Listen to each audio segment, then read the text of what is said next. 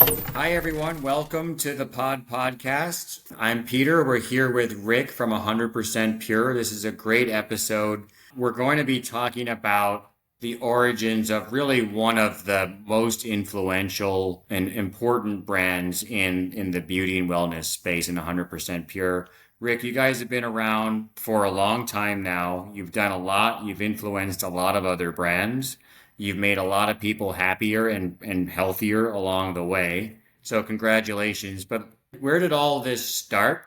And let's hear a little bit about what got you into this mess in the first place 20 plus years ago. Yeah, thank you, Peter. It started when I was in college, and I have two co-founders, Susie and James, and was also in college. We both attended UC Berkeley. I was studying computer science, well, majors, but we were both, and I entered into beauty.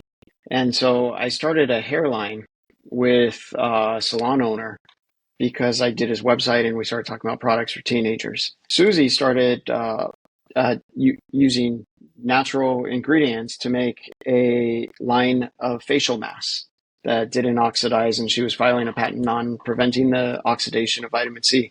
And so Forbes actually wrote up a profile of Susie. My dad showed me that and said, "Do you know her? She goes to UC Berkeley. She's doing her own brand. It sounds very similar to what you're doing."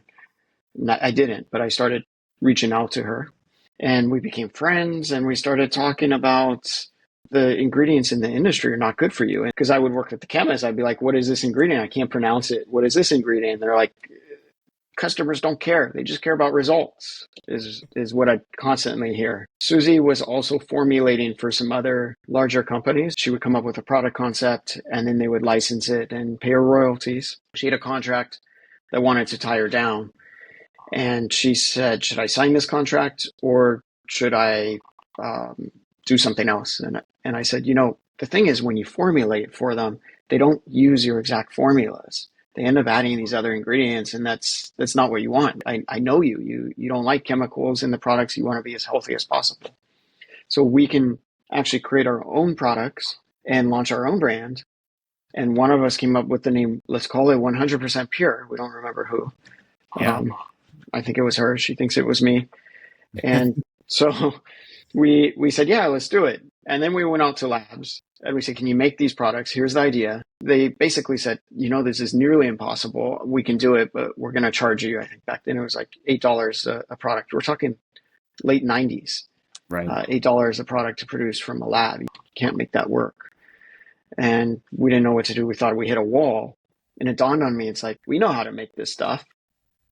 We could just convert our farmhouse that we were living at in Napa, and Susie's brother can help us. And why don't we just make it ourselves? And so we literally went to Rainbow Grocery Co-op in San Francisco, which was one of our first customers, and we bought like raw ingredients there. And it was the rise of the internet, so I started looking for U.S. sources of other ingredients on the internet, and we just made our own products with our hands, the three of us. And we started with 21 SKUs of skincare. And Wow. that I was a mean, story and our mission was to improve everyone's life. Just, we wanted to improve the lives of as many people as possible. And also animals were very, very important to us. So we wanted to do it in a free way.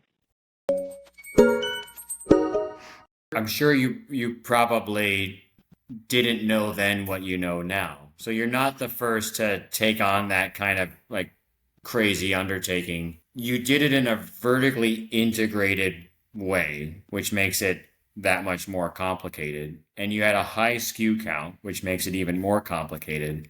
What would you have done differently, big picture, if you knew then what you know now? That's a very good point. Very good question.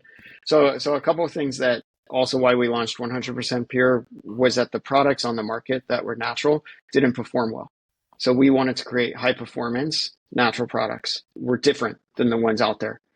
Like, we wasted a lot of money in doing the formulations and we messed up a lot. We didn't know how to, like, preserving and emulsifying was really tough. And back then we had some great patient retail, well, somewhat patient, I would say, retailer partners put up with some of our formulation fiascos we had. Back then, I would have maybe been a little more patient One more thing I would have done differently, because our trajectory was kind of like this. We were one of the first, but we didn't grow the fastest.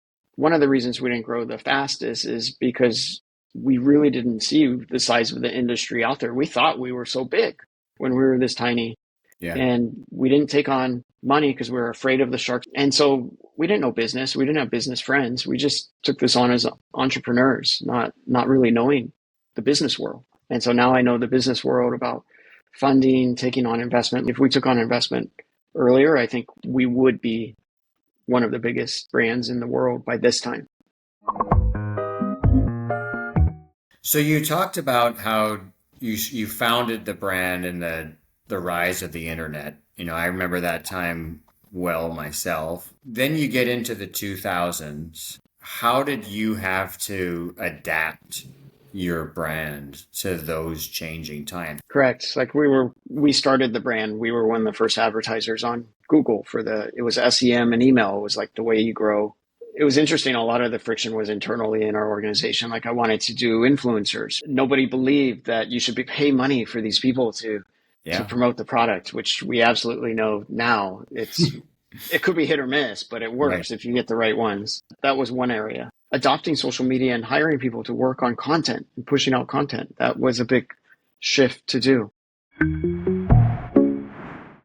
The business is expanding too, right? So it's not just in scale, but in terms of breadth. I mean, you have a lot of different lines of product now. They're all aligned to the same core mission. But in terms of the manufacturing, that must have gotten more layers of complexity as the years went on. So how did that start to scale? At what point did you need to, because I'm imagining now you needed to find multiple points of manufacture for these very different lines of product that you sell. So we went through a journey with that because we did our manufacturing for makeup. We partnered with a partner because we didn't have the pressing machines and the equipment. There's somewhat of a scale and investment you need to do a lot of products in beauty. We also went out of manufacturing at one point. We decided as a board, well, Susie James and I, we said, we're going to get out of manufacturing. And because so many people have asked us, why are we in it? Why should we do it? Why don't you just focus on the brand? And so we ran with that. And we ended up partnering with other manufacturers. And what we found out is that the manufacturing was core to our DNA. And it's hard to get that attention at another manufacturer to get that done. And so with COVID as well, we really went through the ringer with COVID because I don't know if you know this, Peter, but we also opened stores. So I opened the first location in Berkeley, California. And coming into COVID, we had 16 retail locations and nobody would walk in the door. We were paying our staff. We were trying to pay rent until we had no money to pay rent. Yeah. And then as a result, we now have one location left. And our original store in Berkeley is still there in Berkeley, California, which is our flagship store. What is core to us? It's the manufacturing. We decided to take it into our own hands a few years ago. So the manufacturing is tangential, but our focus is really to automate and use AI and robotics in our manufacturing, which is what we've been doing. And I'm excited about the future there and we're able to control the quality. And then we have our lab where we develop new products across hair care, makeup, and skincare. In terms of the degree of difficulty, you must be 10 out of 10 on the degree of difficulty scale. If you were going to give advice to anyone else as an entrepreneur in any field, what would be the single biggest piece of advice you would give someone to have the same kind of long-term longevity that your brand has had? It comes down to one word, just resonates with me. It's a word my grandfather taught me. It was persistence. And you stay the course. You think there's no way out. It's easy to just give up hope and to stop and go home. But if you just stay in there, I think, what was it? Churchill said, if you're going through hell, you just keep going. Yeah. Eventually you get through it and you find solutions. Like solutions, just because you don't know the solution now, doesn't mean like a couple weeks, a solution won't come or something might come. If you're persistent, you're more than likely going to achieve success than if you just give up. That's great.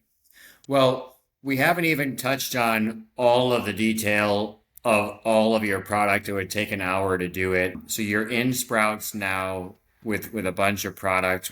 People can find you there. What are you most excited for people to check out when they see your product for the first time? We're thrilled about the Sprouts launch because we don't have the brick and mortar, our own stores anymore. So we were looking for retailers to partner with, and Sprouts came along and gave us an opportunity.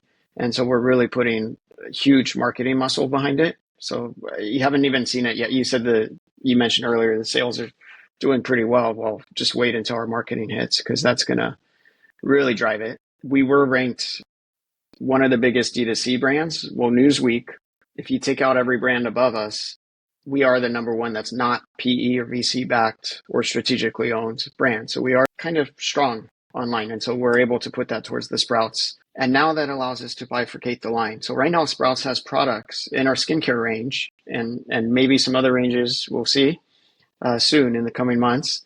Great. Well, I hope everybody has a chance to check out your website. You've got a lot of really interesting information there. I learned a lot. Rick, I'm really glad that you took the time. We only scratched the surface of your story, but it's an interesting one. So thank you. Thank you, Peter. I appreciate it. Thank you for the time.